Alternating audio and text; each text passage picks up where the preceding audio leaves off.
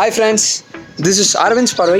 இவ்வளோ நாள் நம்ம மட்டமாக வீடியோ போட்டிருந்தோம் நம்ம யூடியூப் சேனலில். மொட்டை மாடி பற்றி ஒரு வீடியோ பண்ண போகிறோம்.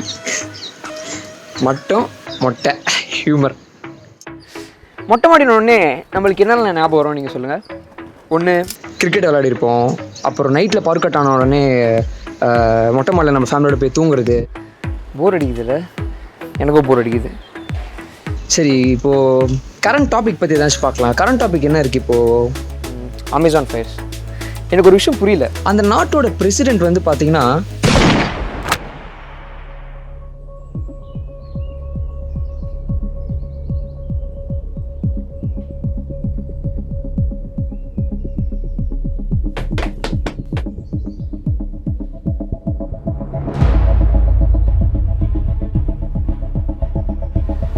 இங்கிருந்தா சுட்டிருக்கானா?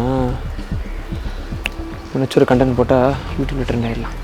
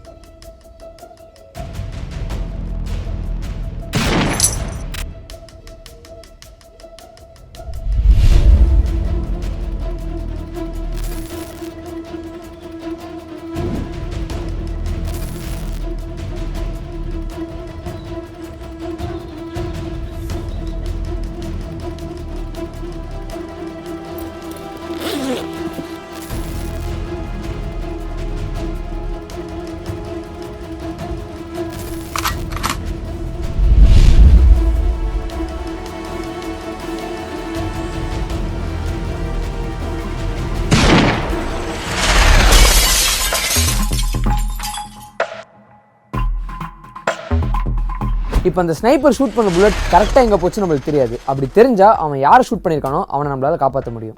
இப்போது அவனை காப்பாற்றுறதுக்கு நம்ம சின்ன வயசில் படித்த கிராஃப் யூஸ் பண்ண போகிறோம். இந்த கிராஃபை ஒரு படம் எடுத்துக்கோங்க. இந்த படத்தில் மொத்தம் 2 பேர், ஒன்று ஹீரோ, இன்னொன்று வில்லன்.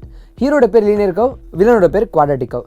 வழக்கமாக படங்களில் மாதிரி ஹீரோ வந்து என்றைக்கும் நேர்வழியில் தான் போவார். ஆனால் வில்லன் குவாட்ரேட்டிக் கர்வ் அங்கே இங்கேன்னு வளைஞ்சு போவார். நம்ம வில்லன் குவாட்ரேட்டிக் கர்வை நம்ம ரியல் டைமில் நிறைய இடத்துல பார்த்துருப்போம். லைக் பாலை தூக்கி போடும்போது, கிரிக்கெட்டில் ஒரு பாலை 6 அடிக்கும் போது, எனிமி மேலே மிஸ்ஸை லான்ச் பண்ணும்போது, ஏன் ஸ்னைப்பர் ஷூட் பண்ணுறது கூட புல்லட் வந்து குவாட்ரேட்டிக்கா, அதாவது வளைஞ்சு தான் போகும். வில்லன் குவாட்ரேட்டிக் கர்வை நம்ம தமிழில் இருபடி வளைவு அப்படின்னு நம்ம சொல்லுவோம். ஒரு வில்லன் ஒருத்தர் இருந்தாலே அவனுக்கு ஒரு ஆரம்பமும் அதே சமயத்தில் ஒரு முடிவும் இருக்கும். அதாவது குவாட்ரேட்டிக் கர்வில் ஒரு ஸ்டார்டிங் பாயிண்ட் இருந்தால் அதே சமயத்தில் எண்டிங் பாயிண்ட் இருக்கும். இந்த 2 பாயிண்ட்டை தான் நம்ம சொல்யூஷன் சொல்லுவோம். இப்போ நம்ம ஸ்னைப்பர் சினரவை எடுத்துப்போமே. இந்த ஸ்னைப்பர் ஷூட் பண்ணும்போது அந்த ஸ்டார்டிங் பாயிண்ட் என்ன நம்மளுக்கு தெரியும், பட் எண்டிங் பாயிண்ட் நம்மளுக்கு தெரியாது. அந்த எண்டிங் பாயிண்ட் தெரிஞ்சால் அவன் யாரை ஷூட் பண்ணியிருக்கானோ அவனை நம்மளால் கண்டுபிடிக்க முடியும். இதுக்கு தான் நம்ம குவாட்ரேட்டிக் கர்வோட ஈக்குவேஷன் எழுதுகிறோம். நம்ம முன்னாடியே பார்த்துருப்போம், ஒரு ஈக்குவேஷன் வச்சுட்டு அது பாஸ்ட்டில் எப்படி இருந்துச்சு, ஃப்யூச்சரில் எப்படி இருக்குன்றதை நம்மளால் ப்ரெடிக்ட் பண்ண முடியும். இதுதான் அந்த ஸ்னைப்பர் ஷூட் பண்ணப்போ எடுத்த இமேஜ். இது அப்படியே ஒரு கிராஃப் மேலே கொண்டு போய் வைக்கலாம். ஸ்னைப்பர் இருந்த இந்த பில்டிங்கை தான் நம்ம ஆரிஜின் வச்சுக்கலாம். இதுதான் அந்த புல்லட் போன பாத். இப்போது இந்த பாத்தோட ஈக்குவேஷன் நம்ம கண்டுபிடிக்கணும். ஆனால் நம்மளுக்கு தெரிஞ்சது இந்த லைனோட ஈக்குவேஷன் மட்டும்தான். இந்த லைனோட ஈக்குவேஷனை வச்சு நம்ம குவாட்ரேட்டிக் கர்வோட ஈக்குவேஷனை எழுத ட்ரை பண்ணலாம். உதாரணத்துக்கு y = 1ன்னு ஒரு ஈக்குவேஷன் எடுத்துக்கலாம். அதை நம்ம கிராஃபில் வரையும் போது y ஆக்சிஸில் 1 இருக்கிற இடத்துல ஒரு ஸ்ட்ரெயிட் லைன் போட்டுக்கலாம். இது என்ன அர்த்தம்னு பார்த்தீங்கன்னா, எக்ஸ் வேல்யூ என்னதான் இருந்தாலும் ஒய்யோட வேல்யூ 1ஆக தான் இருக்கும். இப்போ இந்த லைனை லைட்டாக சாய்க்கணும்னா என்ன பண்ணணும்னு பார்த்தீங்கன்னா, எக்ஸோட இந்த லைனை மல்டிப்ளை பண்ணோம். அப்படி மல்டிப்ளை பண்ணும்போது இந்த கர்வ் இப்படி மாறிடும். இப்போ இந்த கர்வை மேலேயும் கீழே நகர்த்தணும்னா இது கூட ஒரு கான்ஸ்டன்ட்டை ஆட் பண்ணணும். ஸோ ஒரு ஈக்குவேஷனில் ஒரு கான்ஸ்டன்ட்டை ஆட் பண்ணுறது மூலயமா கர்வை மேலேயும் கீழே நகர்த்த முடியும். இப்போ அதுவே எக்ஸுக்கு முன்னாடி இருக்கிற வேல்யூவை மாற்றணும்னா இந்த கர்வோட ஸ்லோப்பை, அதாவது இந்த லைனோட சாய்வை கண்ட்ரோல் பண்ண முடியும். உதாரணத்துக்கு எக்ஸுக்கு முன்னாடி எதுவுமே இல்லைனா அங்கே நம்ம அதை 1ன்னு கன்சிடர் பண்ணோம். இப்போது இதை இன்க்ரீஸ் பண்ணிகிட்டே போனால் இந்த லைனோட சாய்வு அதிகமாகிட்டே போகும். அதை கம்மி பண்ணால் இந்த லைனோட சாய்வு கம்மியாகிட்டே போகும். So y = ax + b. இதுதான் நம்ம ஹீரோ லீனியர் கர்வோட ஈக்குவேஷன். இப்போ இதில் a வந்து ஸ்லோப், b வந்து ஆரிஜின்லேருந்து அந்த லைன் எவ்வளோ தூரம் தள்ளி போயிருக்கு அப்படின்ற வேல்யூ. இப்போ இதில் a வந்து நெகட்டிவ் ஆகிடுச்சுன்னா இந்த கர்வ் அப்படியே ஆப்போசிட் சைடில் திரும்பிடும். So y = -ax + b. இது பார்க்க கொஞ்சம் கூட நம்ம வில்லன் குவாட்ராட்டிக் கர்வ் மாதிரி இல்லை. ஸோ நம்ம ஹீரோவை இப்போ வில்லனை மாற்ற போகிறோம். அதுக்கு நம்ம எக்ஸை மல்டிப்ளை பண்ணோம். எக்ஸ்ன்றது நல்லவனை கெட்டவனை மாத்திர ஒரு கெமிக்கல் மாதிரி.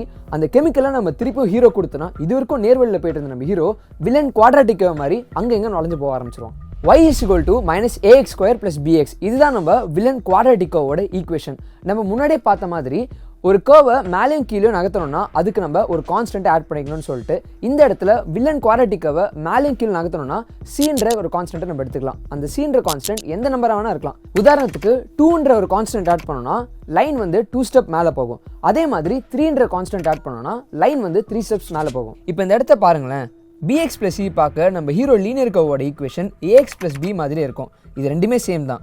என்ன பண்ணியிருக்காங்கன்னா ஏக்கு பதில் b அண்ட் பிக்கு பதில் சி இருக்குது, அவ்வளோதான். மற்றபடி கிராஃபில் இதை பிளாட் பண்ணும்போது ஸ்ட்ரெயிட் லைன் தான் வரும். நம்ம ஹீரோ லீனியர் கர்வ் வில்லனோட சேர்ந்து வில்லனாக மாறிட்டான், அதாவது குவாட்ராட்டிக்காக மாறிட்டான். இதுக்கு தான் வந்து சின்ன வயசில் சொல்லுவாங்க துஷ்டனை கண்டா தூரம் விலகணும்ன்ட்டு. இதை கேட்காத நம்ம linear curve bx plus c ax square என்ற குவாட்ராட்டிக்கோட சேர்ந்து வில்லனாக மாறிட்டான். ஸோ இப்போது ஏபிசி மூணுமே மாற்றுறதுனால நம்ம குவாட்ராட்டிக்கோட நேச்சரும் மாறும். இப்போது முன்னாடியே பார்த்த மாதிரி இந்த சியோட வேல்யூ மாற்றணும்னா இந்த கர்வ் மேலேயும் கீழும் நகர்த்த முடியும். பியோட வேல்யூ மாற்றணும்னா இந்த கர்வ் ரைட்டும் லெஃப்ட்டும் நகர்த்த முடியும். அப்புறம் ஏவோட வேல்யூ மாற்ற மூலியமா அந்த கர்வோட ஸ்லோப், அதாவது எவ்வளோ வளையணும் அப்படின்றத நம்மளால் கண்ட்ரோல் பண்ண முடியும். இப்போ இந்த ரெண்டு கர்வோட சென்டர் பாயிண்ட்டும் சேம் ஆக்கணும். ஃபஸ்ட்டு எக்ஸ் ஆக்சிஸில் இந்த கர்வை மூவ் பண்ணணும். ஸோ பி வேல்யூ இன்க்ரீஸ் பண்ணிட்டே போனால் கரெக்டாக 0.006 சேம் ஆகிடும். இப்போது சி வேல்யூ இன்க்ரீஸ் பண்ணிட்டே போனால் கரெக்டாக 1 வரப்போ ரெண்டு சென்டரும் கோயின்சைட் ஆகிடும். புல்லட் பாத் ரொம்ப கம்மியாக வளைஞ்சிருக்கு, பட் நம்ம கர்வ் ரொம்ப அதிகமாக வளைஞ்சிருக்கு. ஸோ இந்த எக்ஸ் ஸ்கொயர் முன்னாடி ஏ வேல்யூ கம்மி பண்ணிட்டே வரேன். கரெக்டாக 0.0001 வரப்போ இந்த கர்வோட மேட்ச் ஆகிடும். So y is equal to minus 0.0001 x square plus 0.006x plus 1 அப்படின்றது தான் இந்த புல்லட் பாத்கான ஈக்குவேஷன். இதை பார்க்க ax square plus bx plus cன்ற ஃபார்மேட்டில் இருக்குது. இதை சால்வ் பண்ணுறதுக்கான equation x is equal to minus b plus or minus square root of b square minus 4ac by 2a. இப்போது நம்மளுக்கு தெரிஞ்ச வேல்யூஸ் வச்சு சப்ஸ்டியூட் பண்ணோன்னா எக்ஸுக்கு மொத்தம் ரெண்டு வேல்யூ கிடைக்கும். ஒன்று எக்ஸ் இஸ் ஈக்குவல் டு 0, இன்னொன்று எக்ஸ் இஸ் ஈக்குவல் டு 600. இந்த எக்ஸ் இஸ் ஈக்குவல் டு 0ன்றது ஸ்னைப்பர் ஷூட் பண்ணும்போது புல்லட்டோட starting point, and X is equal to 600ன்றது புல்லட்டோட எண்ட் பாயிண்ட். இப்போ நம்ம ஸ்னைப்பர் ஷூட் பண்ண இடத்துலேருந்து 600 மீட்டர் தள்ளி போய் தேடணும்னா அந்த ஸ்னைப்பர் யாரை ஷூட் பண்ணியிருக்கான்னு கண்டுபிடிச்சிடலாம். வாங்க. Let's get started. Continue straight.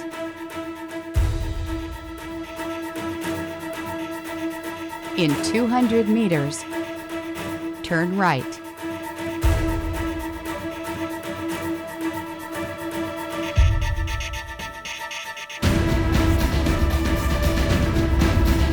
You have reached your destination.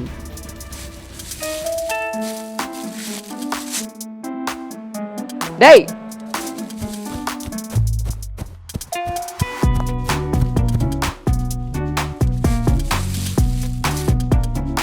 இந்த ஒரு மாங்காக்காக வாடாடி.